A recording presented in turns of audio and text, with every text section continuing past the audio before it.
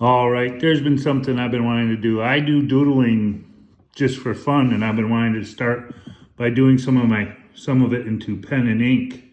So I got some watercolor paper, and I figured, you know what? I just sit here, and you can watch me draw in the lines on this paper, and we'll see how this goes. But just figured I'd ink in one of my doodles.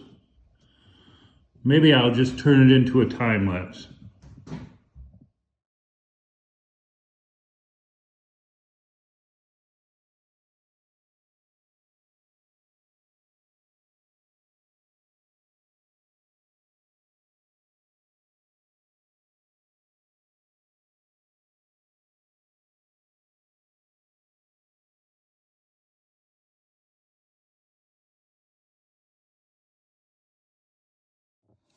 So, and just like that, with a little bit of ink and a pen, the pencil has now become ink drawing.